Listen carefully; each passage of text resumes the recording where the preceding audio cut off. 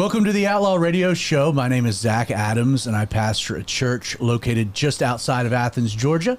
The name of the church is Calvary 316. If you're local, come hang out with us one Sunday. Our service is at 10:30.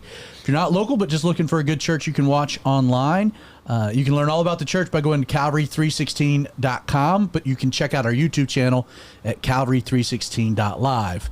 Outlaw Radio, what is Outlaw Radio? It is the show designed to help Christians navigate a crazy world that's growing hostile to the things of Jesus as outlaws. I'm joined, as always, in studio by Pope C, Creighton Vaughn. Creighton, how are you? Tell everybody how this show works. Hi, y'all. I am Pope Creighton. And the way the show works... I am Pope Creighton. I am Pope Creighton, and I approve this message. Outlaw Radio is a live stream show that is also released as a podcast. The show first streams on YouTube, Facebook, and X, which is what we're doing right now. And then the audio will be podcasted tomorrow on Apple, Google, and Spotify. If you are joining us live, we are monitoring the comments of all three streams, so don't hesitate to drop us a comment. I'm on YouTube and Facebook. Justin has Twitter up over there. You can also...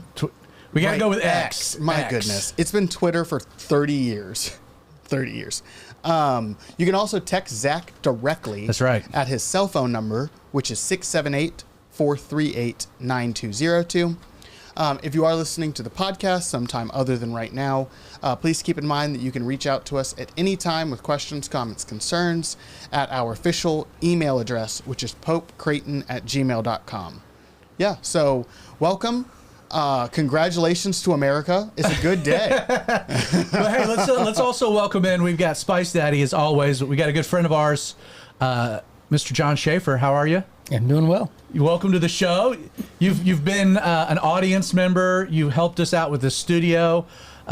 We were a little short-handed this week, and it was like, John, why don't you be on? Not like anything's going on in the world or anything controversial, but we're glad that you're with us. Spice Daddy, how are you? Pretty good. Started listening to mixing in Christmas music. Christmas music, yeah. You're working it in? Yeah, I am. I haven't started watching Christmas movies yet. Well, that I'm glad happens to hear that. On Thanksgiving evening. So this is very timed out for you. Yeah. Oh, yes, very much so. I'll probably start this before. What's your Thanksgiving Christmas movie? The very first movie I start out with is Home Alone. All right, solid pick. I know it is. You think I'm an amateur? I'll probably start mixing in some Christmas books pretty soon. Specifically one. Written by one of the famous Adams. Jessica. That's right. One of the famous Adams. So you can find it on Amazon Prime, and it's called an Amazon Christmas. An Amazon Christmas. And you know what? This book just I'll take it from you. This book just kind of like hits me right in the feels, because I feel so much of a connection to it, because I love South America, the Spanish-speaking world. I have a beard. I love Christmas, and it hits all the right spots. It resonates with you. It does. That's You're out of control always. You get your own shirt. I do. It's always worth pointing out. You have your own branded gear now. So I was asked the other day by a recent viewer, why am I called Spice Daddy? And I remember I was with you. Yeah, I know. And it just kind of goes back to, everybody had their own nicknames. It's like, I want a nickname. And I was like, I like hot sauce. And then I think it was you. There's like Spice Daddy. I was like, I like it. It works. It does. It was, because that was around the same time that Derek was on a lot. Yes. And he's been calling himself Deal Daddy since I met him. So we were calling him Deal Daddy. And we did get a text right off the bat here. Did we already?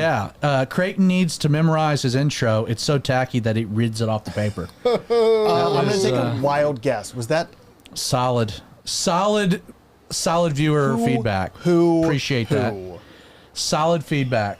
So, hey, man, up your game. Memorize some things. I bet that person... I don't do anything else, so why not? I bet that person is a great person that knows their words and how they should be spoken and or written.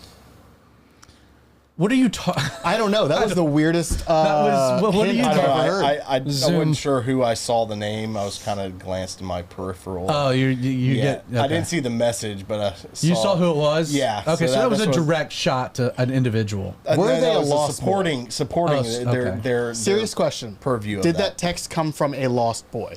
Oh, no, not at all. Oh, interesting. No, I not- definitely thought it was a lost boy. No, I not at basically all. gave him the answer, and it went right over his No, head. it's fine. It's fine. So nothing's really been happening recently. I'm telling you, I'm exhausted. I stayed up all night. It's been a kind of a tradition the last couple cycles. Sit on the back deck and watch the returns come in. And my neighbor comes over, Creighton's over, John hung out with us last night. And then it just goes so late. And you're like, it's such a tease because you're like, I'm going to find out what's going on.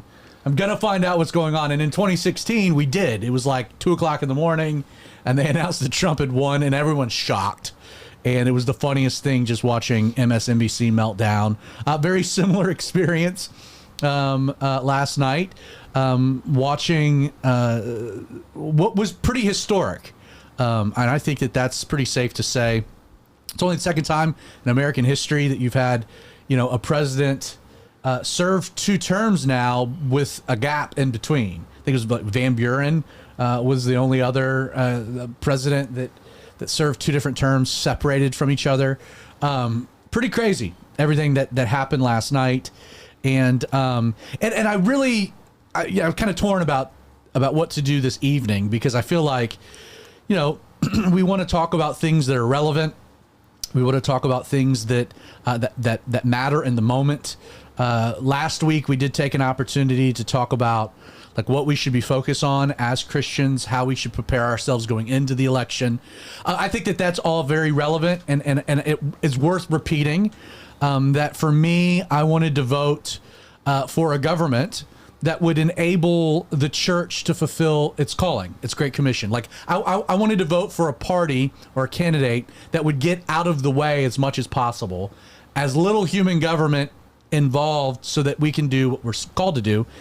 And that's be salt and light in the world and fulfill a Great Commission that God has given us, that Jesus gave us, to make disciples of the nations. And having a political party, having a presidential candidate, having a Senate, having a House, voting for people that are going to enable the bigger calling and get out of the way to the people that support free speech, freedom of religion, etc. Forever I was, like many of you, a one-issue voter, abortion. This was a very challenging election because for the first time, the Republican Party really softened its position on abortion. Not as nearly extreme as the Democrat Party that would support it all the way up into the moment of birth. But you have the actual party platform was in full support of what I might call early term abortion. It's all murder, and it all violates my conscience and my belief in life. God is the author of life, I think is a terrible thing. This was one of those elections, though, that like we finally got to that point where, it wasn't, hey, you have one party that's pro-life and one party that's pro-choice, and you as a Christian, it becomes very easy. That was not the case. Again, Donald Trump and the actual party platform, in an attempt to try to remove this from being a divisive issue, trying to appeal to more of the women's vote. Soften that position. It seems like from a strategy standpoint, it worked. Trump did carry suburban women more than ever before. But again, going back to it, I think as we move forward and we see Trump put together a cabinet, we see transitions taking place. I think as Christians, that's what we really need to hold his feet to the fire. In the sense of fulfilling some of the promises that have been made, and still continuing to push our moral beliefs and convictions. We need to be vocal when it comes to issues and matters of life. I don't like this. I understand overturning Roe versus Wade was putting it back to the states. And I get, this federal system, putting it back to the states, letting people in individual states. But we still have states that are murdering babies. And I think in some regards, that's a cop out. Not to say that, I have the solution from a national standpoint. But things are complicated. And I really wanted to talk about, just as Christians, how we need to go into the next 4 years, how we need to go into the inauguration, how we need to see what's happening. Like how do we react, I guess, to the events that occurred last night? And I've been thinking a lot about it. This episode, if Kamala had won, would have had a totally different vibe, totally different feel, totally different. Hey, as Christians, hey, things are about to get worse. We need to buckle up. Persecution. I think I'm speaking to a lot of Christians that there is like kind of an exhale in what happened, in the sense of and Creighton, you said forever, going back maybe 2020. You're like, I give America 4 more years. I did say that, yes. And you I actually know the day. You know the day. I know the day. It was April of 2020, and we were shutting the church down. Maybe it wasn't April, March. That was whatever you and I met at the church. Yeah, and middle we were of like, March. We're not going to have service again for a while, and so we were essentially winterizing the building. And I remember we walked out, and it was dark, and I was like, yeah, I think this could be. I remember that. I think that, and I really did. I thought that we were going to just implode, and we're now. I think I said 3 years that night. We're now 4 years past from that, and we're still here. So like, we're doing better than I thought. Well, everything here is gravy from now on. It's funny. You're maybe one of the most apolitical people I know. I respect that about you. Like you're not very involved in politics, current affairs. Not that it doesn't matter to you per se, but it's just that's just not your gig. Like you just that's never been a thing. So you're very apolitical, which then becomes very funny, because even you had this sense of like, oh man, if this goes one direction, it's going to get real. And like, this one thing to talk about enduring persecution and trial and tribulation, all the things that, and there's another thing, like be looking down the barrel of it coming. Yes. And you walked into the studio tonight like, hey man, we won. It's like, you said we won. Like that's like, dude, I was giggling this morning. Don't you have to vote to be on the team? No, you don't. I'm just curious about that. I am on the team culturally. I am just not legally affiliated with anybody. I haven't attached my name to anybody, which is what I like. But culturally, ideologically, I am very much in line with you. I am somewhat in line with Trump. I am so pumped that we didn't, because I'm not a voter. If I was, I'm a one-issue voter. Like, I'm really hard on abortion. I'm pumped. So it's awesome. You guys, what was your perspective on kind of going into last night, how you were feeling?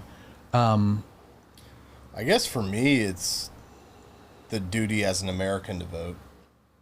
I'm not talking about the voting thing. We're not talking about voting. I'm just talking about like leaning into like you've already voted. Now we're just waiting to see how things are tallied. Well, that's what I was getting to. Like, my duty as an American to vote, I think it's important. But then ultimately, it doesn't matter who wins to me. My life's still going to be the same direction that God has me going in. Yeah. I might have to make some adjustments on right how I do that. It's kind of like when I was in another country doing certain things, I had to look around before going into the building to make sure there wasn't somebody watching me, kind of thing. You know what I mean? Yeah. So I got. You've been a Christian in an oppressive country, right? And where it's illegal, right? And so like, I guess it's easier for me to make that adjustment to that lifestyle than it would be, and something like that's not going to happen overnight here in the States. But for me, it's not. I went to bed. Right. Like midnight, I was like, I don't care who wins. I'm going to bed. So like it's that's my stance on it. I voted. I think it's important to vote. And I'm glad Trump won, but ultimately it didn't matter to me. What about you, John? You know what? Some of us have been around longer than the other one of you young whippersnappers, but like Justin, the young guy. Yeah, the young guy. But having seen changes over decades, I was very concerned. I think the last election had enough funny business where we were, climbing in bed, Trump won. We wake up in the morning and then suddenly he got smashed, between 2 a.m. and Yeah, 5 this a.m. magical 16 million people that It's didn't like, vote this where past did I, election. yeah, so there were some things that concerned me, but through the years of the rot that was put into play with DEI and some of the other choices that were made, it was really changing the trajectory of the United States. Yeah. And so, obviously, the thing that concerns me now is, okay, we probably have 2 years until the next election, and typically, whoever's on top of the pile loses some of that ground in 2 years. Yeah, the midterms are always hard Yep. for the incumbents. Yep. So, and the Republicans have never, they don't have their lockstep in place. The Democrats, we were talking about this last night, the Democrats seem to have something on the other Democrats, and it's like, you will vote the way we tell you to vote. Yeah. And everybody votes together. There's no separate mind, or there's no Tea Party or any other, or now, we're going to gum up the works. So we have a window of a couple years to start cleaning house. But as you start to think about all of the three-letter alphabet agencies and how people were hired and put into place, and the philosophies and the rules, it's almost a overwhelming task of how do we get the government back to, serving the people, protecting the innocent,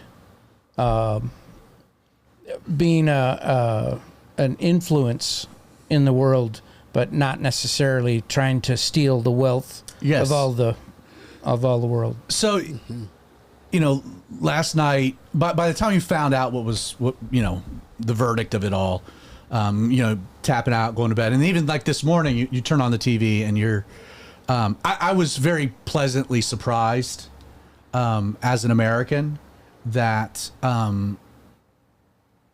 took her a little while, but Kamala came out and graciously conceded, made the phone call. I thought Trump's speech last night was conciliatory. It was presidential. Even seeing immediately how the DOJ has now suspended all of these investigations and prosecutions of Trump because he's president-elect. You haven't seen, and it's probably because it wasn't a close race, that it was Trump won not just the Electoral College, but he also won the popular vote by a significant amount, that he kind of comes in with a mandate. And yes, you can go online, you can see individual people having meltdowns, and you can read about the colleges, these liberal colleges that are having like safe spaces for the kids that can't cope with it. But you haven't seen like what people really feared, and that was like, burning down Portland, or, riots in the streets, or marches, protesting the election, or even the election results. And so, as I woke up this morning and just kind of was processing, like, oh, wow, this really, we knew last night who won. We woke up this morning, it was the same person. And everything actually seems this will be normal. That we'll have a normal transfer of power. I could be wrong. In the next few days, the media could about face. They could say again that Trump only won because of Russian interference. We could go down this whole rabbit trail again. I hope not, for the sake of the country. I hope not. So just today was really processing like what I wanted to do tonight, what I wanted to talk about, what directions I wanted to take the episode, what passages of scripture. I got a few things that I want to throw out and then get you guys' feedback. Some thoughts about, as Christians, what do we do now? Like, what comes next? How should we be thinking about things today, tomorrow, the weeks and months to come? First and foremost, the thing that really I think needs to be said is that it really hurt and was annoying to be to have half the country call you a Nazi because of your political position. Like, just because I voted for Trump doesn't mean I'm a racist. It doesn't mean I don't care about people. It doesn't mean, I'm a misogynist. Like all of these condescending labels, one side of the political aisle through, like we were called garbage by a sitting president, just because of our political position. And like in the past, whether you want to blame Trump for this back in the day, because he did bring in a different type of way of politicking, you can go back to the early 1800s and the way that people talked about each other on a political spectrum. I mean, it's never been exactly cordial. There's always been some nastiness involved with it. I mean, like early on in our history, we had we shot each other over differences. We had people killing each other over and politics, that's not even like the Civil early War. on. Yeah. That's American Revolution. Two founding fathers shot each other. Hamilton. Watch Hamilton. Hamilton and Burr killed each other. Yeah. So, but my point is that I didn't like being just because I voted a certain way didn't mean that that it was right to be accused of certain things, like just the language that was used towards Republicans over the last 4 years. Beyond that, and I think as Christians, even we got a taste of that, meaning that we're to love our neighbor as ourself. And if you have somebody in your church that voted for Kamala Harris, or is a Democrat, or if it's your neighbor, you didn't like being accused of things just because of your vote. And I think as Christians, especially Christians that voted for Trump, and like how it's not kind. And I think the rhetoric, hey, if we have a different political position and we voted for a different candidate, that's okay. And we should love each other and let politics be politics, but that doesn't have to bleed into everything in life. It doesn't have to destroy your relationship at work. It shouldn't make Thanksgiving difficult. Like on and on and on. Like I think this first step is like, let's just be kind to each other and speak kindly of one another. If you voted for Kamala, it doesn't mean you're not a Christian. I heard a lot of pastors out there making the statement that if you voted for Kamala Harris, you couldn't be a Christian. And I understand what's being said, but you also got to factor in the way people get information is different than you. The way they perceive things is different than you. What they prioritize in their own voting might be different than yours. Telling like, I think it's very difficult. Like, and I was on the record. I'm not going to tell you who to vote for, but I am going to tell you who not to vote for if you're a Christian. But if you're a Christian and you voted for her, that's okay. Like let's tone down the verbiage. Let's back off, because I know what it's like to be, I think, unfairly blasted because of my vote and who I support, and I don't want to turn that around and do it to someone else. This kind of reminds me of I guess the Israelites when they kept asking God for a king, and they got Saul. And they loved him. Yeah.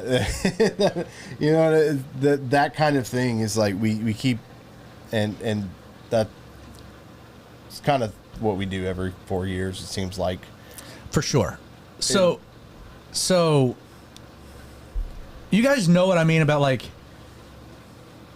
I have a good friend that I feel like I've had a strained relationship with for the last 8 years for one reason. I like Donald Trump. And I feel like I've been judged for that. I feel like I've been I think it's been unfair. But is that, you see what I'm saying? Is that your problem or is that their problem? Oh, well, it's my problem because I still have a friend. And my point is like, again,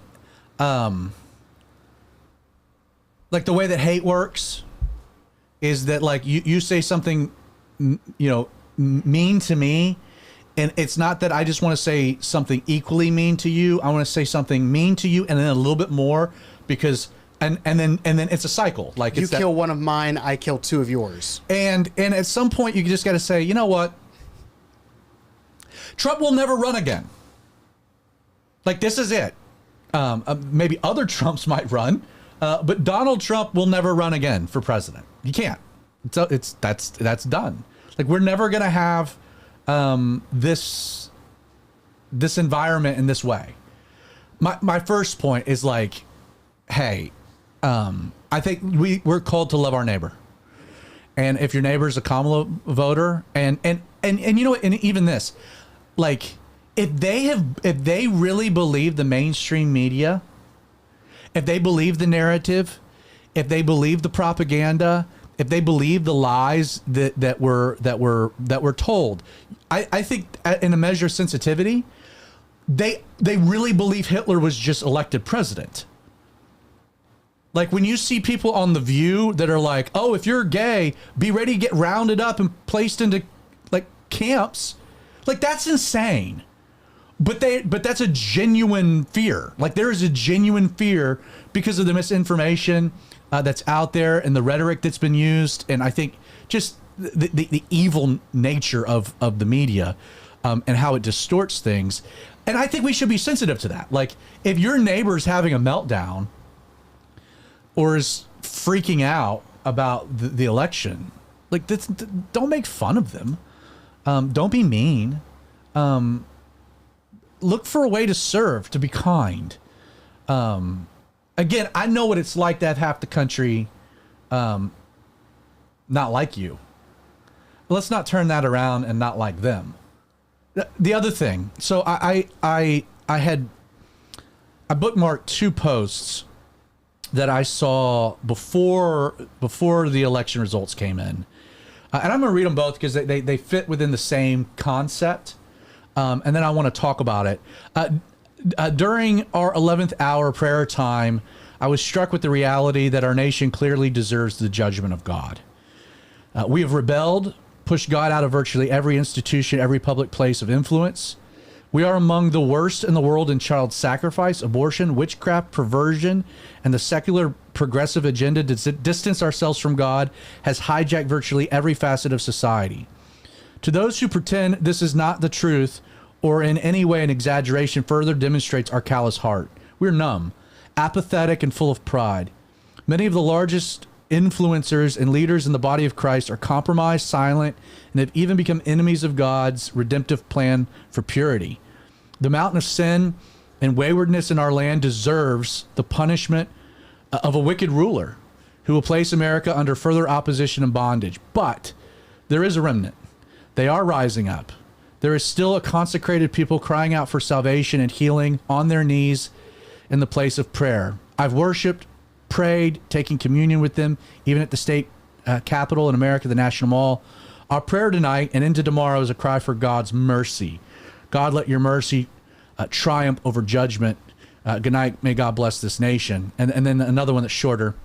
Just got this note from a pastor friend of mine. Today we find out our nation's destiny. Harris wins and we receive God's judgment, what we deserve. Trump wins and we receive God's mercy, what we don't deserve. I am praying for mercy. I think that there might be a measure of exaggeration in how hard those two things go. But there was, and I saw this, a genuine belief or a feeling that what was going to happen with the election was going to be one of two things.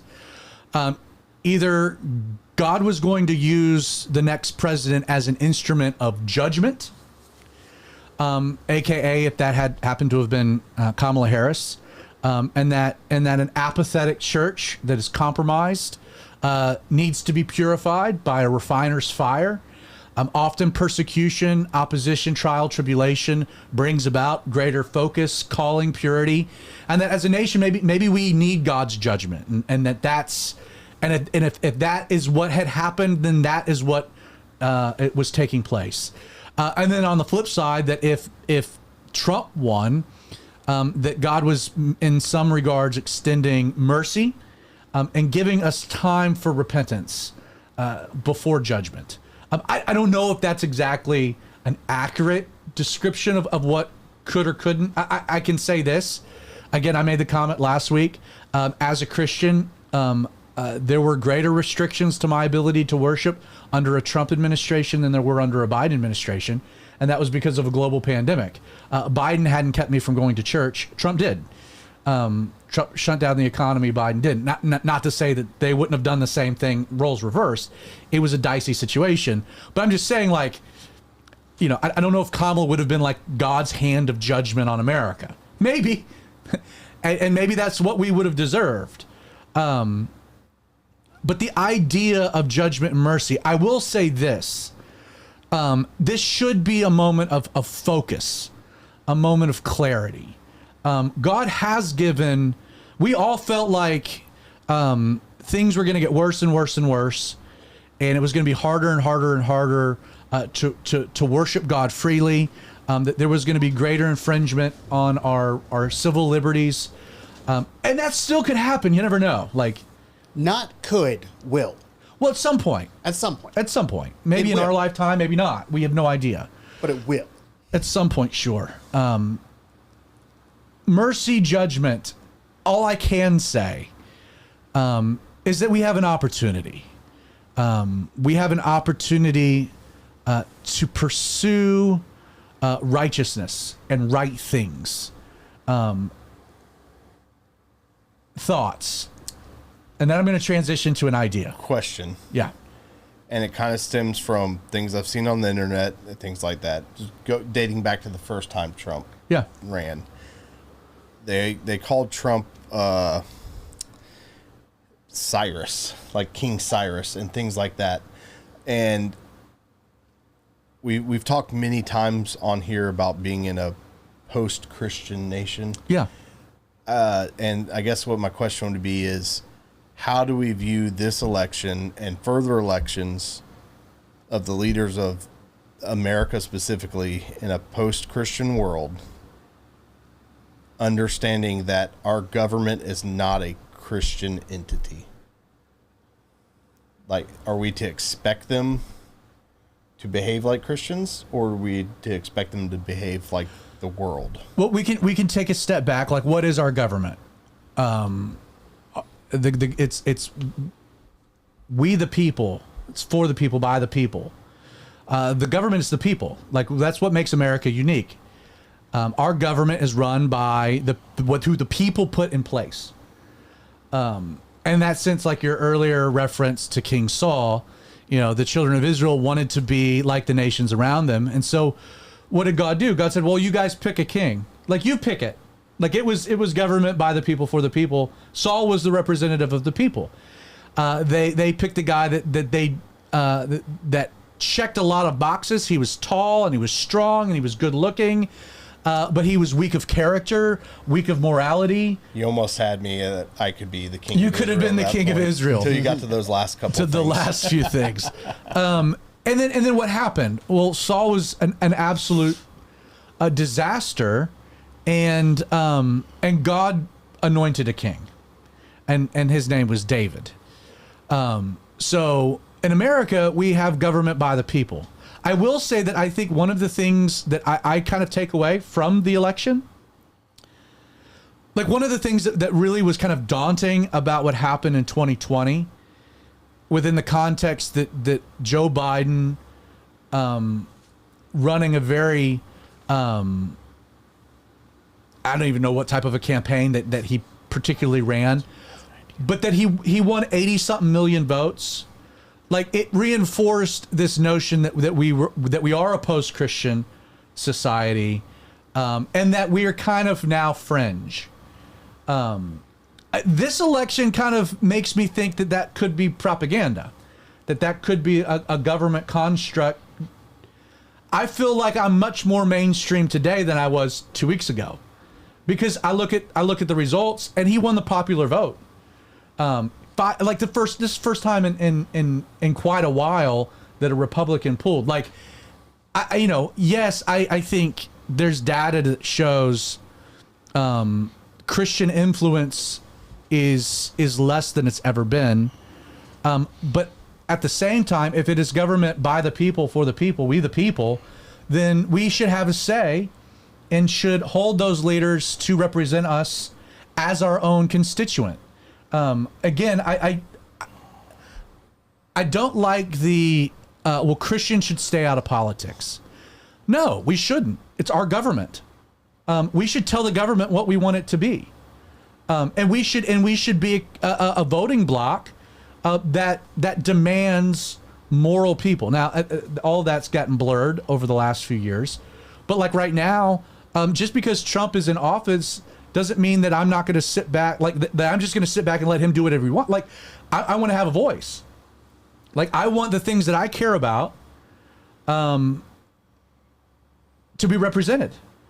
I know abortion, the way he ran on abortion, I'm not cool with.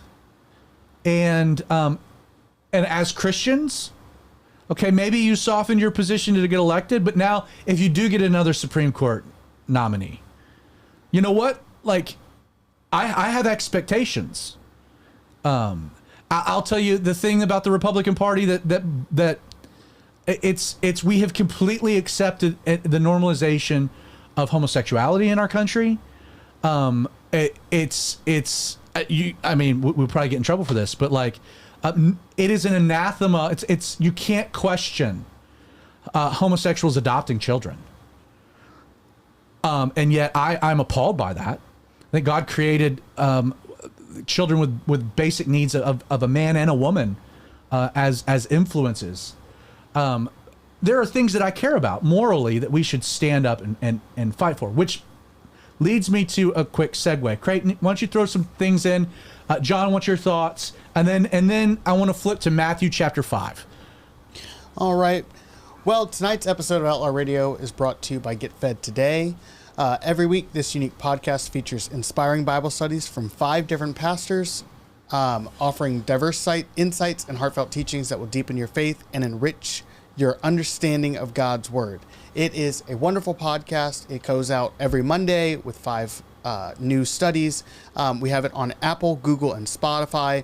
Give it a listen. There are hours and hours and hours and hours if you want just one podcast doing a bunch of different voices talking about Jesus. It's really kind of almost become a unique archive. Yeah. Of just like this, it's unique. There's nothing else really like it. I think we're at 460 Bible studies. That's something awesome. In that area. And every week there's 5 new ones posted, which is very cool. We talked about Bob Coy and whether or not we were going to add. We actually recorded something. I think probably next week. He'll be on Monday. Yeah, it'll be interesting. So, John, your thoughts before I get to Matthew chapter 5, before I kind of pivot here. Yeah, so it's kind of interesting, post-election. As a believer, we're relieved. It's like we dodged a bullet, to bring up a recent event. But but it's one of those things, too, where we need to wake up. Unless we're diligent, we pray, we seek God's face, we serve those around us, we reach out to our neighbors. I mean, I'm never gonna be in Washington. I'm not gonna meet Trump. He called me, but I hung up on him. So I got a lot of texts from him. Yeah, sure. Last month or so. Anyway.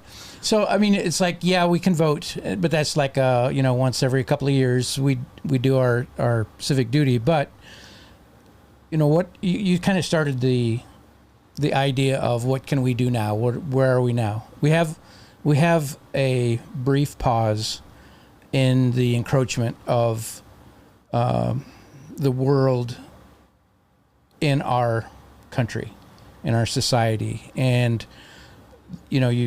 I think where you're headed, it's like if you look at the Oscars now, there has to be a certain amount of homosexuality. It has to be in the storyline for you to be considered for an Oscar. Right. And so they're, in a sense, mandating things that we would disagree with, and that's our country, and we have to not crawl under a rock or be silent or be quiet. We obviously don't want to be the person who doesn't speak the truth in love, but we can't stop and say, okay, good, we missed this tragic event that could have happened to us, so now we can just go on with life as normal for the next 4 years, because it's going to come back. It's going to keep coming back and keep coming back. And as believers, we need to be salt and light. And it's easy to just coast. Do people still watch the Oscars? I heard they do. I don't have. I have no idea. Like when I'm looking through movies and it says Oscar nominated, I automatically know I'm not gonna like. No, it. there's a lot of stuff that I don't see, but I've read about it. So okay. Yeah. So, pivoting here, broadening, I think, the conversation, again, as Christians, how do we process all of this stuff moving forward? I had a text conversation very late last night with a friend who was very much arguing what I think a lot of Christians will be exhorted towards, and that is peace. So I've said everything I've said, but now I want to pivot. So Jesus said, and this is at the very beginning of one of the most famous sermons ever given, the Sermon on the Mount. Jesus begins with what's known as the Beatitudes. So he says, "Blessed are the poor in spirit, for theirs is the kingdom of heaven. Blessed are those who mourn, for they shall be comforted. Blessed are the meek, for they shall inherit the earth.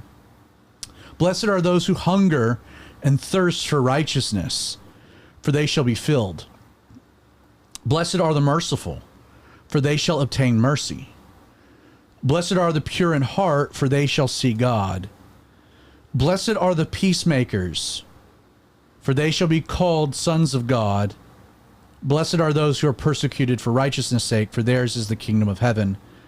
Blessed are you when you are reviled, when they revile and persecute you, and say all kinds of evil against you falsely for my sake. Rejoice and be exceedingly glad, for great is your reward in heaven. For so they persecuted the prophets who were before you." And then he goes, "You are the salt of the earth." And he talks about you are the light of the world. I want to go back to that verse 9. It says, "Blessed are the peacemakers," because there is, like, what is Donald Trump going to do? And there is a sense within the Christian community, at least the conversation I was having. It's let's just get along. Like, let's just get along. Let's unify the country. Let there just be peace. Like, this has been too chaotic. We just need peace. And Trump needs to be an instrument of peace. And I feel so strongly against that exhortation. Not to say that peace isn't the goal, but our peace comes in heaven. We're in a war, a spiritual war. This is not time for peace. Now, let me say what Jesus says here. Because notice, blessed are the peacemakers. So the question then becomes, how does one make peace? Peace, okay, we can say that's a goal, that's a noble desire. But let me ask, if you have a room full of children that are going crazy, that are running around, tearing things down, being ugly to each other, destroying the building, like it's chaos. Are we talking about Sunday school? Right, it's like your basic Sunday school class. Like, you have chaos. Like, how do you make peace from chaos? Throw an iPad in the middle of them. Well, that's No, that's more chaos. They're going to fight over it. They'll fight for it. They're going to fight for it. But no, there is Two men enter, one man leave. Well, there's an element that, okay, blessed are the peacemakers. How do you make peace? And what people want to say is, well, Donald Trump needs to, there shouldn't be any retribution. He just needs to go merrily along and just focus on an agenda. And I don't think that I don't think we're in a place that's acceptable. Why? Because there's so much injustice that has gone on that has to get cleaned up. Like, we need to make peace. But in order to make peace, you got to clean stuff up. You got to purge some things. You've got to correct some institutions that have been abused. We've got people sitting in jail. The January 6ers, who, trespassed. But there's been a political persecution by the left against people on the right. And they want to say, well, you need to make peace. Well, no, you need to go after the people that have abused the justice system in order to right the wrong. Peace is the goal, but how do we get to peace? Not turning an eye away from evil and injustice. As Christians, I'm okay. Like, where are we going to make peace with someone that believes in late-term abortion? Where's our middle ground? I can't make peace with you. I've got to beat you at the ballot box. I'm not making peace with you. You know, like there's this, well, Jesus was a peacemaker. You know how he made peace? He went into the temple, Changed people. and he knocked over tables. Yeah. And he violently corrected wrongs. And kicked people out. Whether you want to call that draining the swamp. Hey, we have a Justice Department that has been weaponized against Americans. We have the people in Trump's administration, a lot of them have either gone to jail unjustly or they've been bankrupted by malicious prosecutions. There is an evil, wicked element within our governmental structure that needs to get uprooted and purged. Why? So that there can be peace. So, Peacemakers. one of the things that I found really interesting watching all of the reactions today was people who were like, you know, the LGBTQ, the feminists, thinking like, we're going to put them back in stocks tomorrow. When were they ever in stocks? And gay. Right, yeah. And I feel like as like the Christian conglomerate of America have been really, really, really soft for like 30 years. Like we've wanted to be those peacemakers. And so we have given up so much ground. Do you remember when they would talk about Donald Trump, how he's crazy right wing, and have you heard people saying that he's crazy right wing and the left keeps coming right, and I don't understand that at all. Do you have any idea what I'm saying? I cannot. I don't. I have no idea what you're talking about. I think that as Christians, we need to be way harder on what we are cool with and what we're not. Well, I think that the idea that Obama's first term, he ran on the sanctity of marriage. And in my lifetime, we have men and women's Olympics, that those two things are the same in the same lifetime is crazy to me. Yeah. Like, Obama was cool with marriage being a man and a woman. What is it, 12 years ago? 16 years ago? 2008. Justin, you were going to jump in. Well, it kind of goes back to what I'm pretty sure I saw the same reaction videos from those things this morning. And one thing that I saw and it kind of goes back to the church's failure on this issue, is a lot of these reaction videos, they're complaining about the religious people voting for Trump. And they said, religion's supposed to make you love people. And there's a fundamental disconnect and misinterpretation of what love means. And I think the church has taken that to heart for the last 10, 15, 20 years. Agreed. And they've gone through the softness of love instead of, hey, you shouldn't touch that hot plate because it's going to burn you kind of love. Absolutely. And I think the other thing, and again, this was the nature of the conversation I had last night. Hey, we were called to be peacemakers. It's like, yeah, you're right. We are. But what does that look like? You have to make peace. And that often comes through correcting wrongs and for fighting for the things that you hold to be sacred. Because you can't have love without truth. You can't have peace without either. And so it's like, I think as a church, as Christians, this is the time for us to be more critical of government than we've ever been before, because technically we have a government that we voted for and that's supposed to be representing us. The thing that I've always, like, and John, you even mentioned it, like, it's crazy how the liberals seem to like walk in lockstep. Like, there is no pushback. They march to the same beat, same drum. They're never critical of their own people. And it's like, okay, Trump's in office. Now we put pressure on. We put pressure for the things that we care about. And I'm okay with him righting wrongs. I'm okay with him correcting things that have been abused. I think the FBI's been crazy. I think the DOJ was weaponized. And the only way that you're going to correct things where that society can trust important institutions, like, that's the only way we get peace.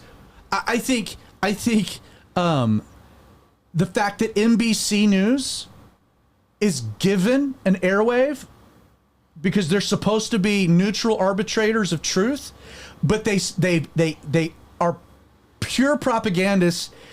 Just the editing of that Kamala interview, like, that took place, like, was like, and even Trump came out like their license should be revoked. They're not fulfilling the terms of the agreement of something that's worth $1 billion, which is the airwave. Mm-hmm. It's like, yeah, that's how we get peace. We get peace when we get things corrected back to normalcy. I'll take it a step further. I want to win on moral issues. Now, I understand, like, you're not going to change the heart of a society through legislation. No, that's a work of Jesus. But you know what you do through legislation? You curtail evil and wickedness. That's what law's designed to do. It was that way within the Old Testament. The law within the Old Testament didn't change the heart of the people, but it created societal roadblocks to try to limit wickedness, depravity, perversion, which is where if you violated a law, there was an actual recompense required. We can talk about, illegal immigration. I'm all for immigrants coming into the country. The thing that bothers me the most is that you have people doing it the right way that are being punished. And that should be.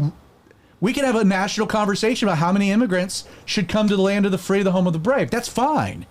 But it's unfair to people doing it the right way that we just open a border in the South for amnesty, wars. Every war we've gone into, the biggest group of people in that country to suffer from our intervention are Christians. There was a huge community of Christians in Iraq. Guess what happened when we went in? They're gone.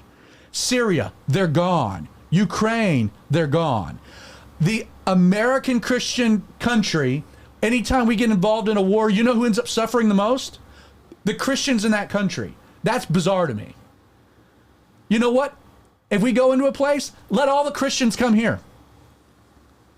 Vet them and bring them all here. Fine by me. That's a strong idea. But not vetting, the Afghanis that are jumping on, planes at the last minute.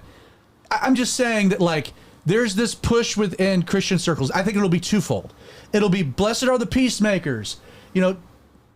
Trump just needs to let these things go. Just focus on an agenda. And it's like, no, we should be peacemakers, but we have to make peace. So let's do that. And then secondly, I think the other tendency will be, shut up and don't be critical.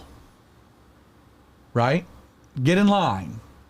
No, it's not get in line. Not. It's not get in line at all. I want my voice to be heard, and I want to see the things that I care about implemented. That's the way that our government's functioned, and that's our civic duty, our civic responsibility. Again, I think we should love our neighbor.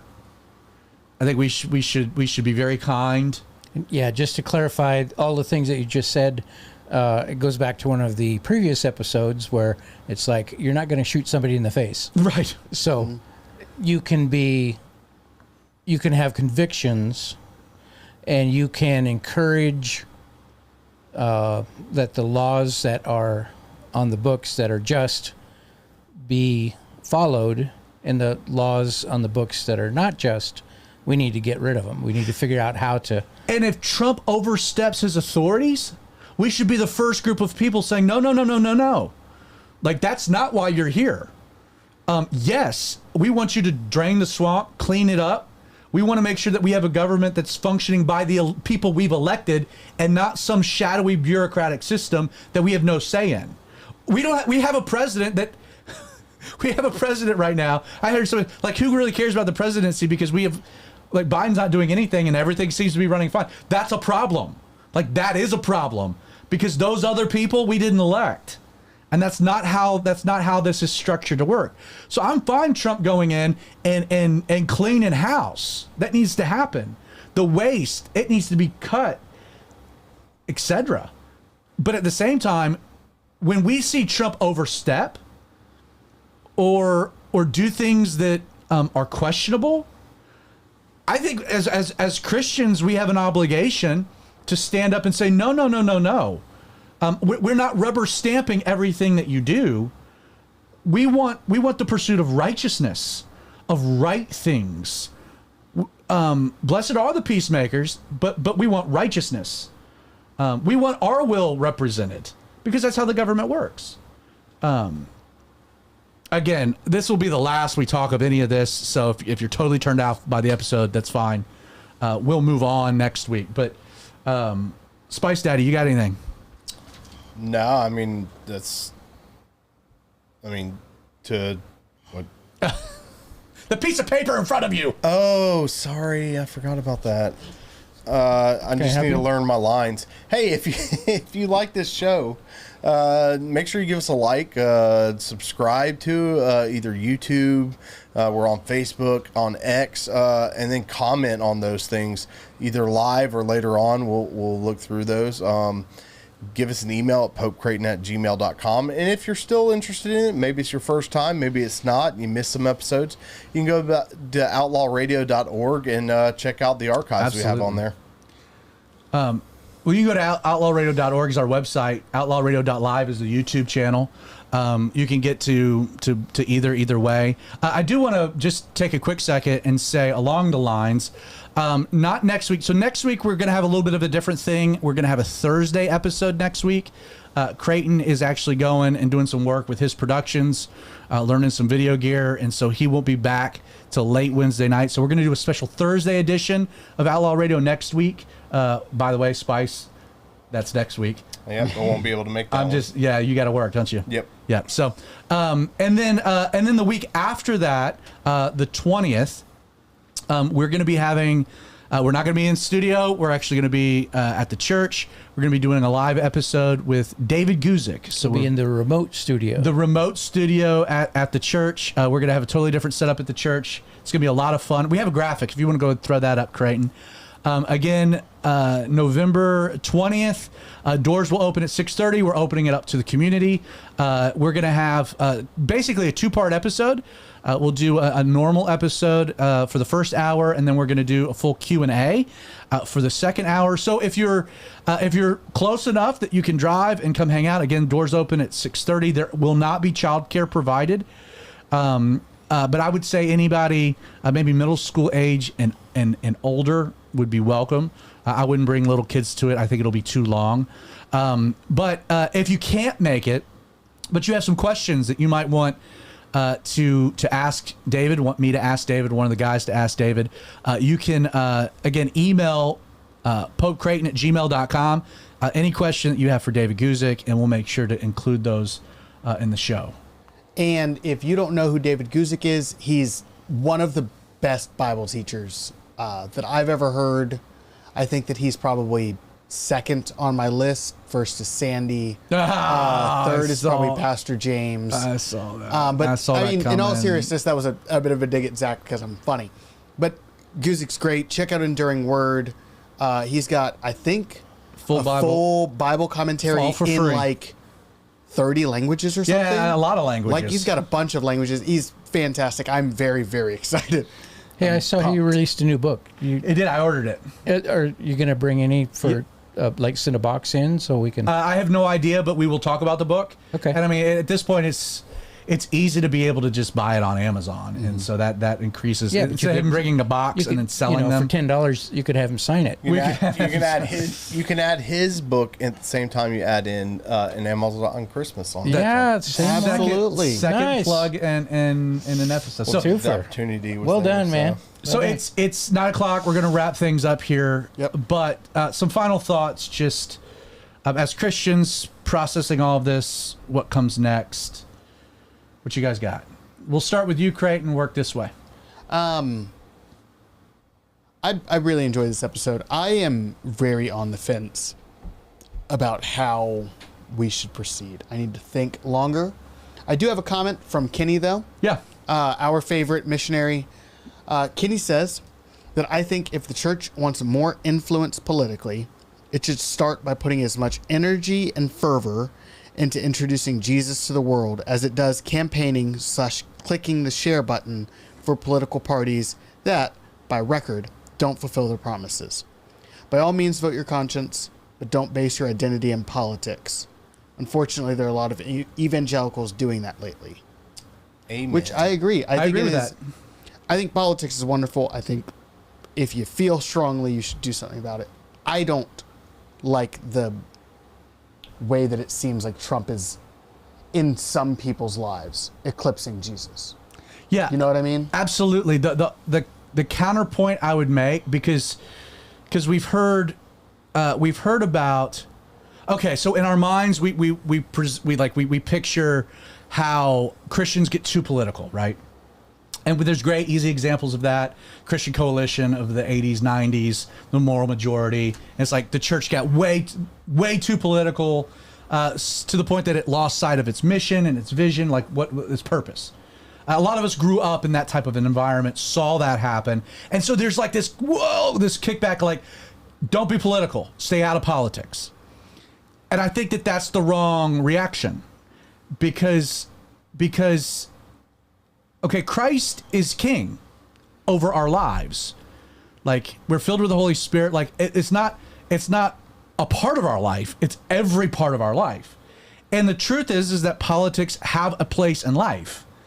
And so as Christians, we should be engaged as Christians in that part. We should never make it more than it is, but we shouldn't also deny that it's there. You know, the reaction to the church is too political shouldn't be that the church shouldn't be political. It's that it should be appropriate in its involvement in politics, not putting too much, but not vacating the space entirely. Can I? Yeah, jump in. Because I 100% agree with you, and I have like this idea in my head. I don't know how to articulate it quite well. I want the church to be uber political.